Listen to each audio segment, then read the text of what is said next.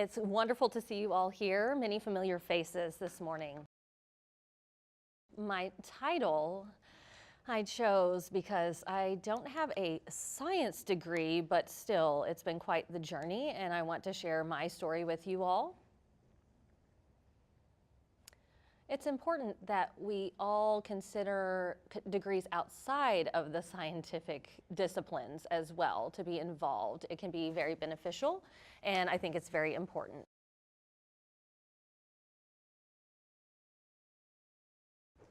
As you can see here at the top is the point, and then, woo, the journey, and then I'll wrap up with the point again. Do you know why it's in a diamond shape? Anyone? So deaf people tend to want to talk about the point and then tell the story and then the point. We don't talk all about things and then get to the point. No, that's not how we do it. So this is the way I'm going to do my presentation.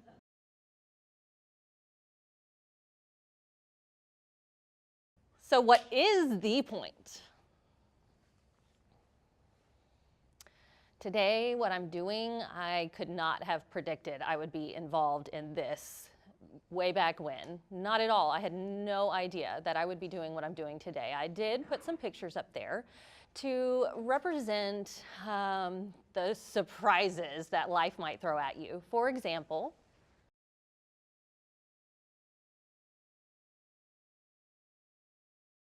this is my old home. One morning I went outside and I found a huge snapping turtle on my driveway.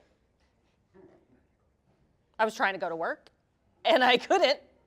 I had to move the snapping turtle, but it might bite my hand off, so I wasn't sure what to do. Fortunately, the turtle was very kind and moved out of the way for me.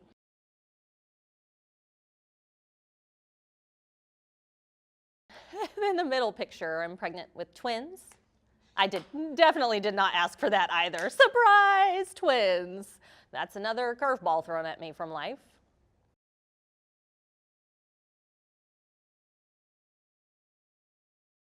And then this picture in the bottom left corner isn't real good, but my son Bo is here on the left.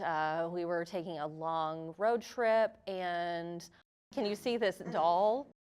Chucky on the hood.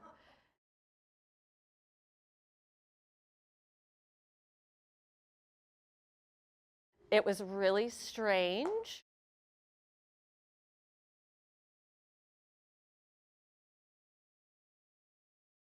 Then this is my favorite card that I got at the store. I wanted to throw this up on the right, the urology card. You never know what life might throw at you, so I just threw that up for the heck of it. So the urology department, there's someone on the phone and saying, "Hold please, can you hold please?"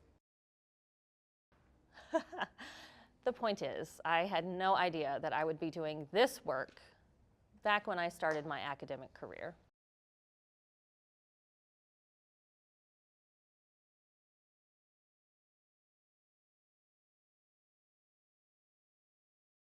Many of you know that I was trained as a sociologist and a social worker, so my presentation will reflect a lot of that training that I received.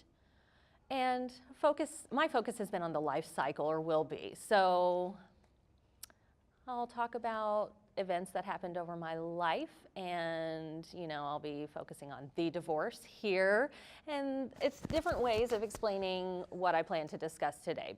But first, before the divorce, I was born in Bronxville, New York.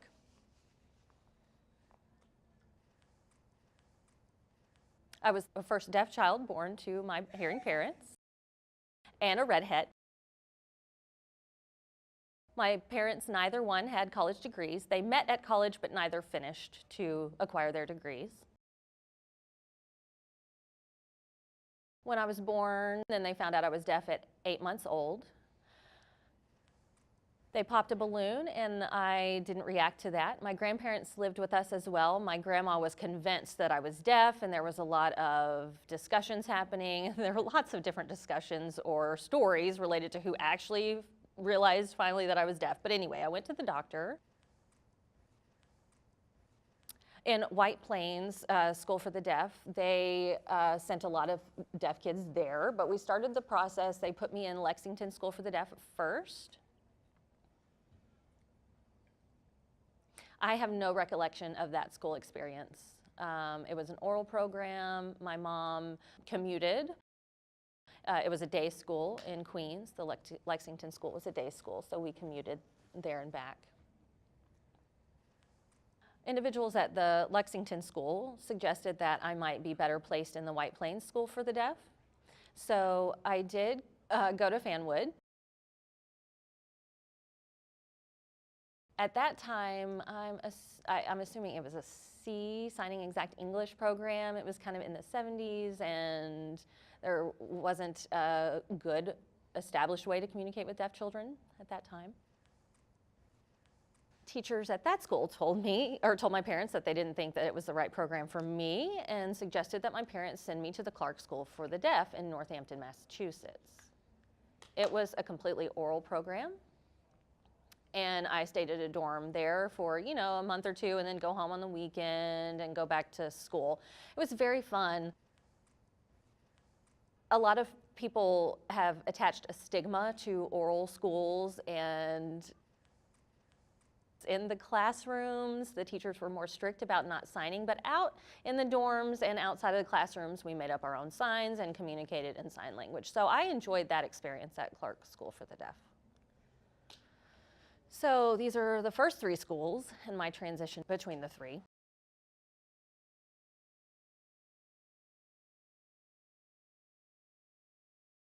And then before the divorce, we lived in Harrison, New York, and this is what my life looked like at that time.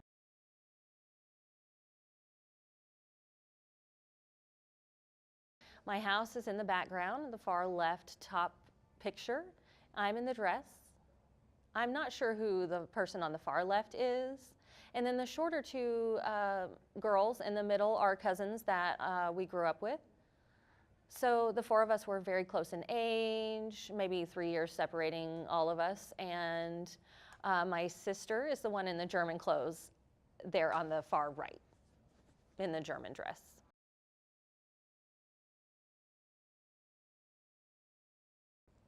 And then the picture on the right, my mother did some modeling, and she put my cousin and myself into a children's modeling for children's clothes. And this is at the Waldorf Astoria in New York City. The catwalk is what we were on. Ooh, I was very overwhelmed and very taken aback. You can see us both not sure what to do here.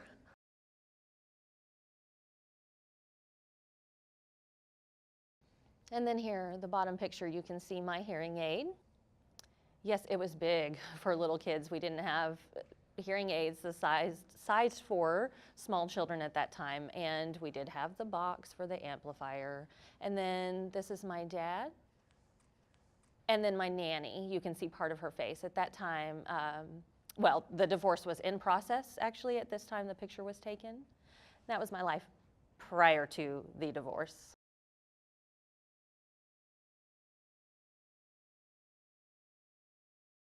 My parents divorced, and my dad stayed where he had been living. My mother moved to Syracuse, New York, and really near Fabius, New York. It's cornfields, basically, and nothing around. It's in the middle of nowhere. So my mom searched until she found a school that she could put me in, the BOCES program. It's really a mainstream program for New York State. BOCES is all over New York State, but in that area of New York was Split Rock Elementary School, and then it was OCM BOCES.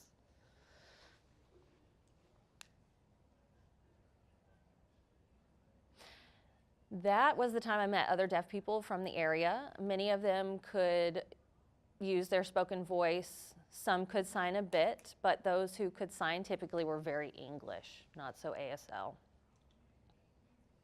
I'm trying to provide a picture of what it might look like to help you envision.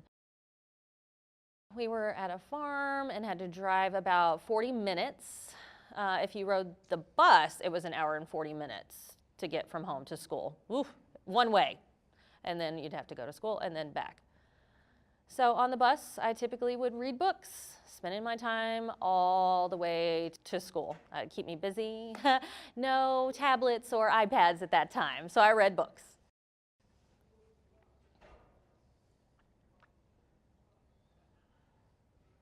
At that time, I was also introduced to the Nancy Drew series, and so I began reading those books. I would get one and finish and just go through the whole series. And then I started looking into other books to read as well.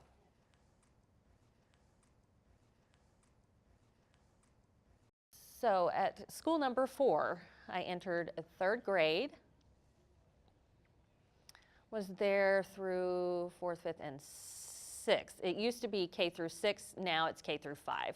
So I was at that school, I entered 6th grade and my mom said, well, you've transferred to many schools and we need to decide one school to keep you in for middle school and high school. You have 2 options. You can go to, or remain in BOCES and go to a specific middle school and then West Hill High School. My mom said you can stay home and go to school at, 2 minutes away. Some people have never seen deaf people at this school close by, but that's an option for you. So I was thinking about which decision I wanted to make, where I wanted to go.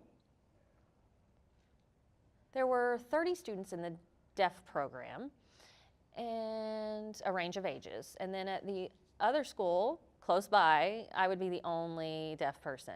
I wanted to play sports, and at the mainstream school, I could play sports. At the deaf school, or the deaf school program, BOCES, I could not, because we had such a commute.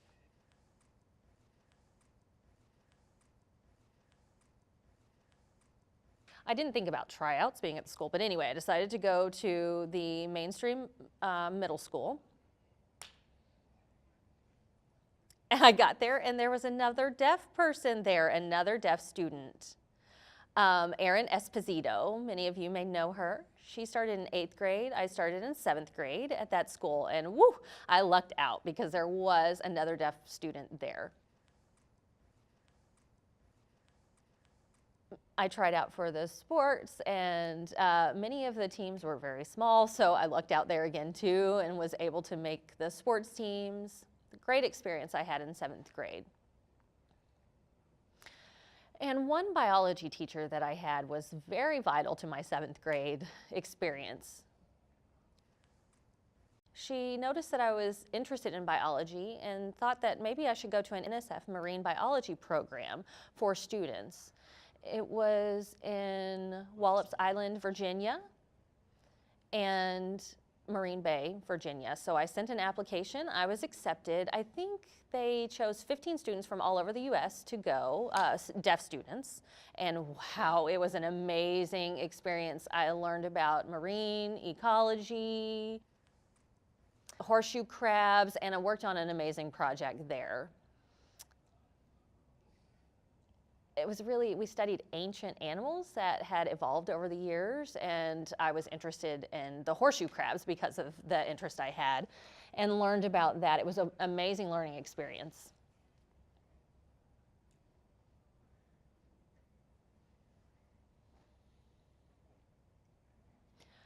I would like to say that all the other students used ASL, but I did not at that time. I still was more in the sign English end of the spectrum.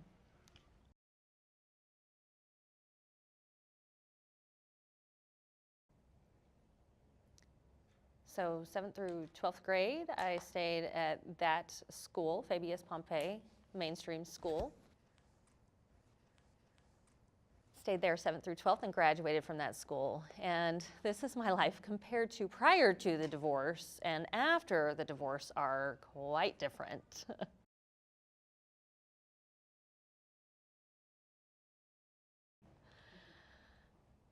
So you can see where I grew up. My home is here in this picture on the left. We had a small farmhouse built during the Civil War.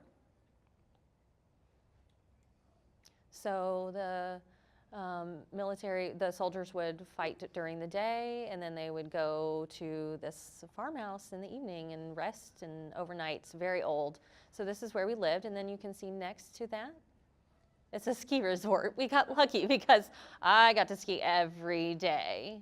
You know, we had the chairlift. We could just go up and then ski down straight to the back door, take off our skis, take off the boots and go inside. It was awesome. We didn't have to drive back and forth to the ski resort. None of that.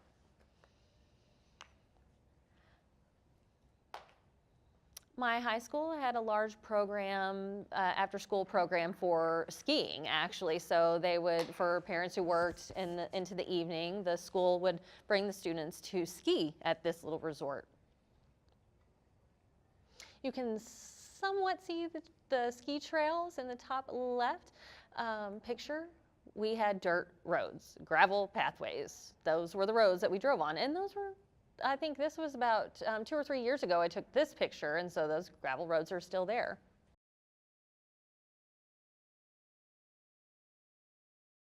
Have you all walked around with buffaloes before? Not many people have.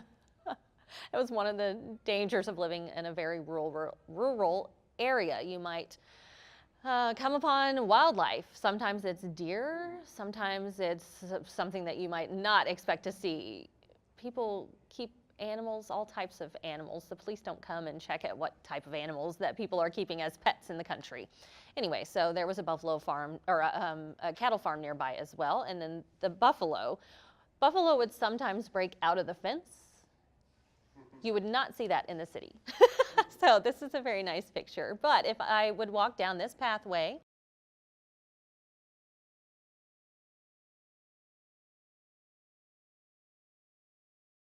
sometimes I'd go into the woods. I mean, there might be like 100 buffalo staring at me and just breathing and snorting. And me and my sister, I'm like, okay, let's go. Let's go slowly back away.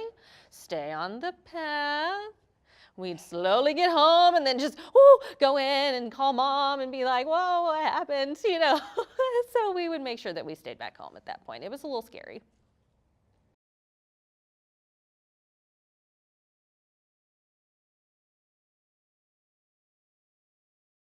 It was common to see horse and carriage. This, again, was just about 2 years ago when this picture was taken. So you can see before and after the divorce were very different lifestyles for myself and our family.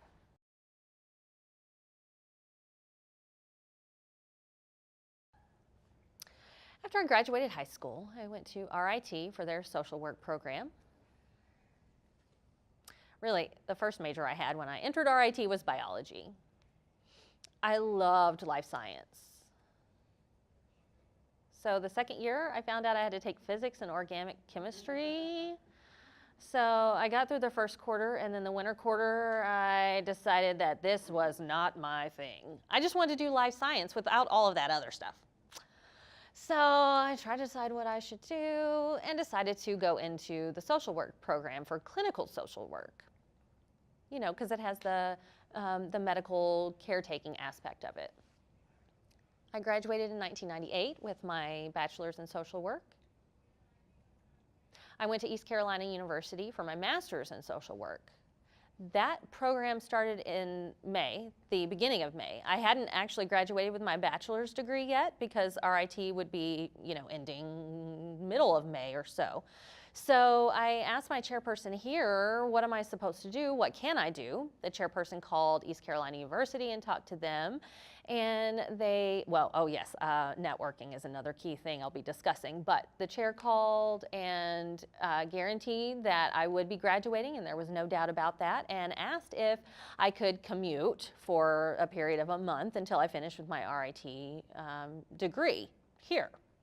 And then I would fly and move to East Carolina. So I then became a legal social work student at East Carolina University, but that was an interesting transition for me. I stayed at East Carolina for 1 year, applied for advanced standing, and then so you can get a master's degree, and then you can transition to a second year instead of a first year.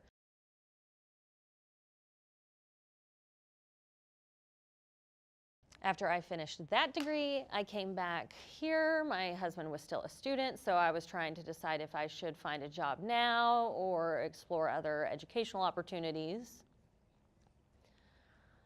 I decided to wait to find a job and to keep me busy. I went into the MSSE degree here, Master's of Secondary Special Education here at NTID. I learned some teaching philosophy, theory, research publications, different views on framework. Whew, it was fascinating for me. It was very different from my social work experience and training, and I fell in love with the education part of things.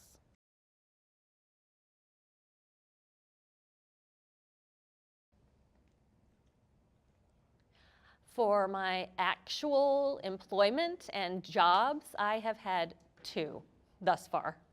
I really have lucked out. This is not common anymore.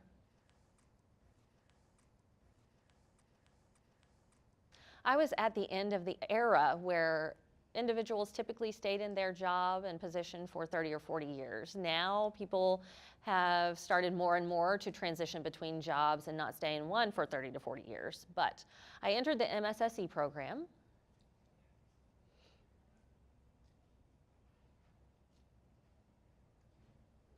I was an itinerant ASL teacher, middle school here in Henrietta, Hilton High School, Spencerport, Gates Chili,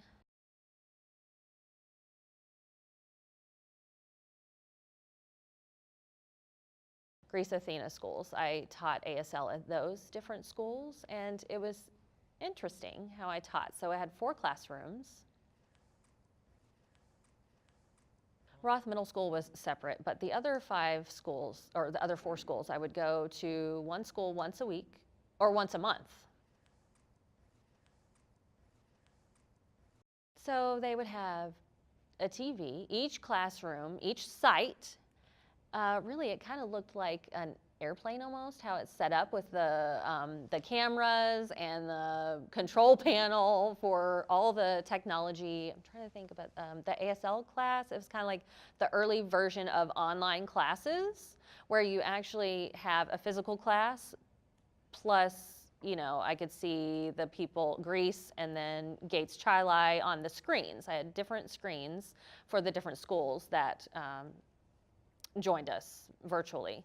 And then the teachers would actually be in their physical classrooms there. I would not recommend that format for an ASL class to learn a sign language.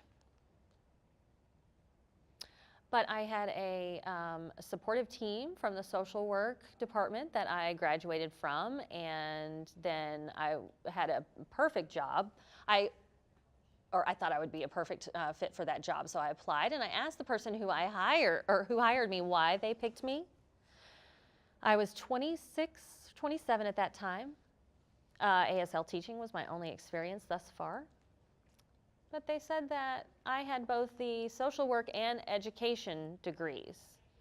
So this was teaching social work to individuals who wanted to become social workers, so I was a good fit for that. Got hired in the social work department and became a member there. Even though I was NTID supported and deaf students came to me for academic advising and things, I still worked under the social work department.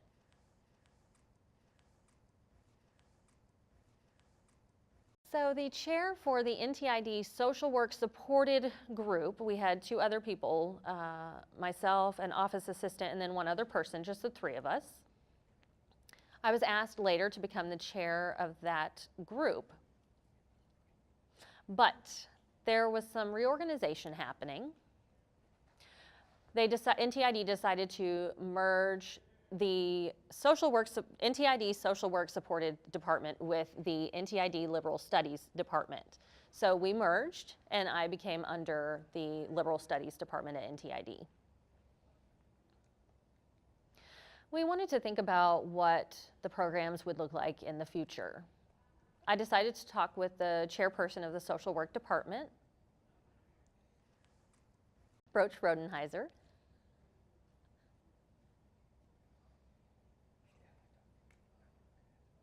That's also the same person that called East Carolina University for me that I mentioned earlier.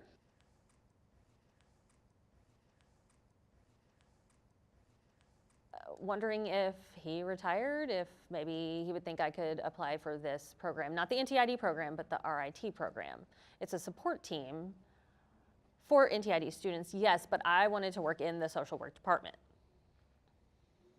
So I kept that in mind, had that in mind, and started planning reorganization.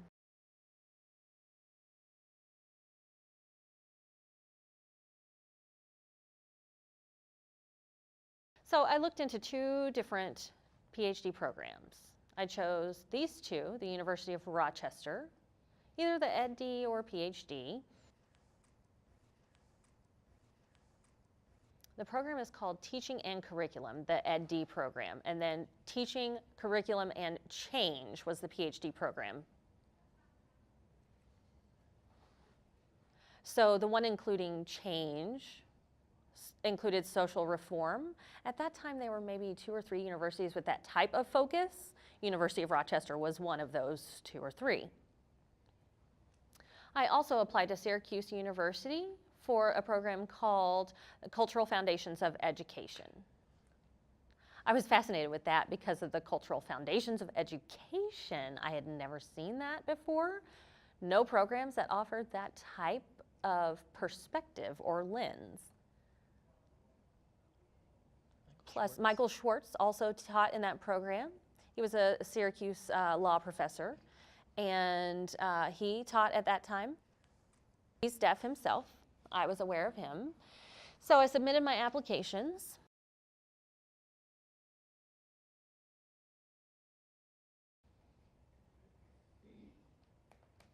I applied, and then many things happened between the time I applied and whether I was accepted or not. My grandfather passed away. I was very, very close to my grandfather. He passed away. Not even 2 weeks later, my sister was diagnosed with breast cancer. She was 26 years old at that time. My family had no history of breast cancer. Yes, she was 26, my sister.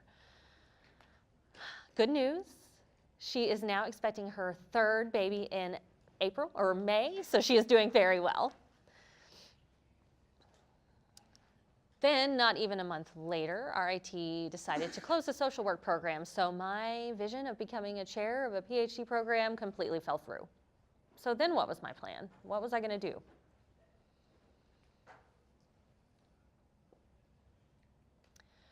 So they asked me to teach sociology, NTID asked me to go ahead and teach sociology, and then we might see where things took me after that point. In March, I did finally find out some good news. After a lousy year, I was accepted to both Syracuse and the University of Rochester programs.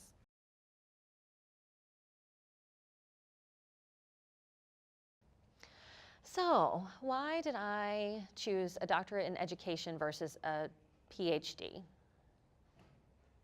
I already had a full-time job. At that time, there was low turnover here at NTID, and people, worked here till they retired. So it's very competitive to get, or was competitive to get positions, and so I wanted to keep my job. That was the first priority. Then there, of course, were residency requirements. You have to go to the college itself and work with a mentor, do lab work, whatever the case may be. So I would have to go to that university. But then I had my job, so what was I going to do? How was I going to balance that? I decided I wanted to stay here, work at NTID, and then go part-time at the University of Rochester. There were no grants for that because I was a part-time student, not a full-time student, so I got no support. I had to pay out of pocket for everything, and it's not cheap. It was a lot of money.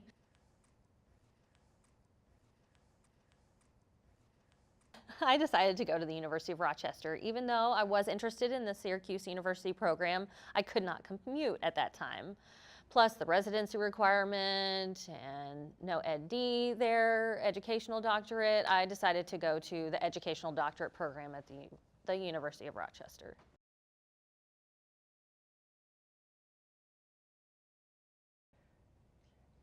All right, so I transferred to the sociology department and got 30 additional credits in educational sociology and started teaching sociology at NTID. At that time, NCDHR was new, and they invited me to be involved in the Deaf Health Community Committee, DHCC for short. I eventually became the vice chair for this committee, and then after that became the chair. While I was the chair of DHCC, I was invited to be involved in their research team meetings at NCDHR every Friday. Are they still every Friday? Oh, wow, okay. So I was an Ed.D. student, and I was learning, working as well as a chair of this committee, and so I was learning various things at the same time.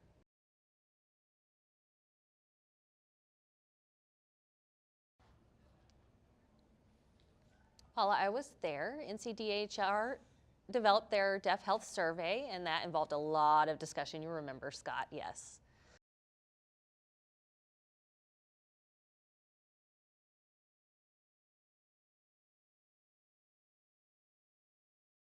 We discussed whether DHCC members should become certified.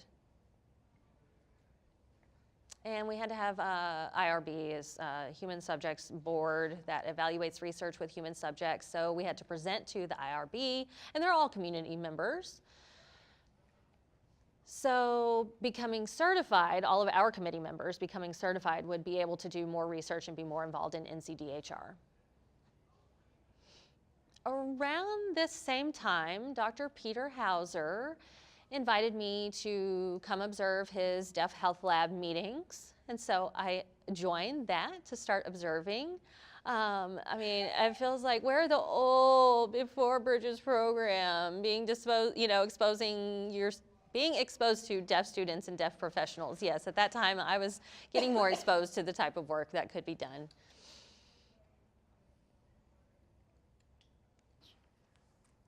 Dr. Michael McKee is a medical doctor, and he received a training grant.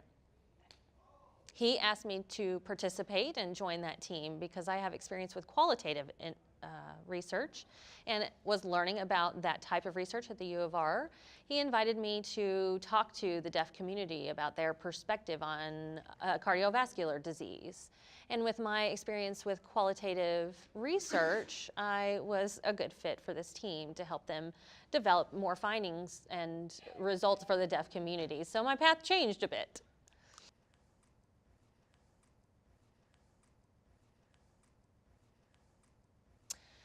After we finished the Deaf Health Survey and the cardiovascular work, or it was beginning to wrap up, the DHCC were discussing what our next step was going to be in the next research. I threw out a breastfeeding project. Committee liked that idea, so we brought in Dr. Nancy Chin, who is an anthropologist, medical anthropologist at the University of Rochester. It was a small study, not grant funded. NCDHR gave us support for that project. We went through the process and really found that in Rochester, at least, the participants here, the deaf mothers tend to breastfeed more than hearing mothers, which was very surprising to us. I mean, typically deaf women, deaf individuals don't have as much health information as hearing people do, but it seemed that they were more in tune with that type of health process than the hearing mothers were. And breastfeeding is not easy. It's very difficult. It requires a lot of mechanisms. We found pictures, we found people trying to explain breastfeeding, and they were speaking and saying you have to latch on blah, blah, blah, but there was no picture. So with the deaf group, we had videos and visual aids ready for them. The committee enjoyed that project and the community enjoyed it as well, and so they asked for us to develop videos for educating mothers, deaf and hearing. So we do have YouTube videos. You can just put down the keyword deaf breastfeeding, and there are a couple of videos you can see there.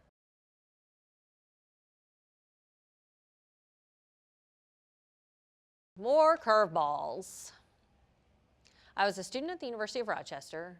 I played soccer and my Achilles tendon ruptured. It was terrible pain. I was in a wheelchair for 3 months.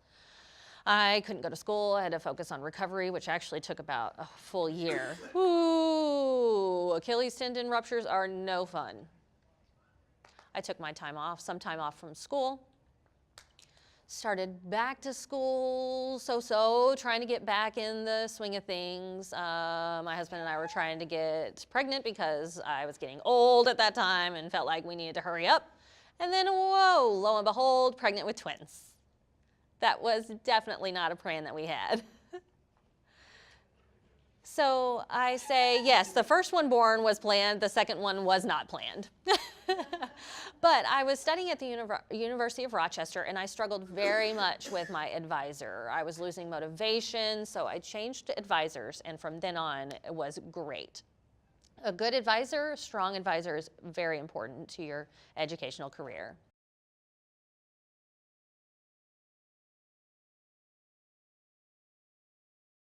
I finished with the educational doctorate. So when I went back in after my advisor change, I finished 2 years later. And then, I wasn't sure what to do with the Facebook or the women's health. I will warn you, once you finish your dissertation, don't drive the next day. I felt like I was free, and so I put the pedal to the metal and got a speeding ticket. I was busted.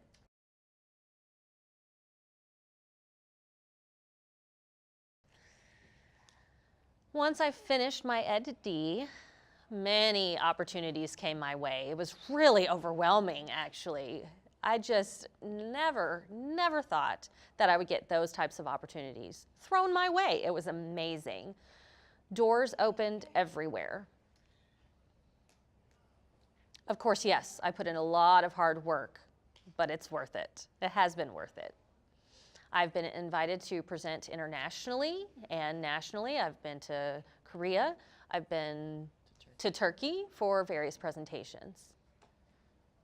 And then others have asked me to help them write grants and be involved in their grants, which are excellent experiences.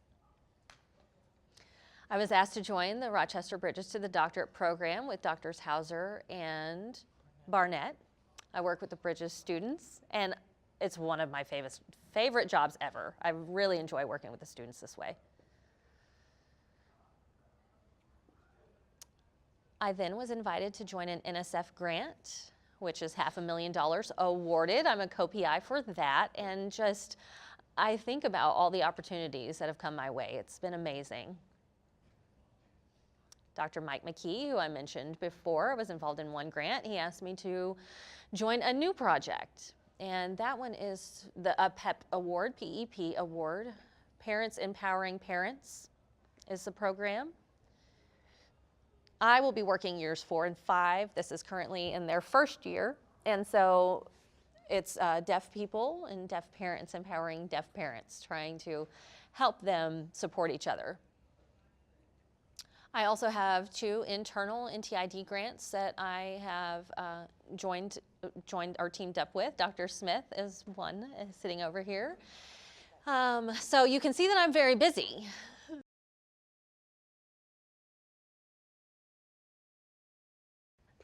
Now, back to the point. I definitely did not expect to be standing here today with all that has happened in my life.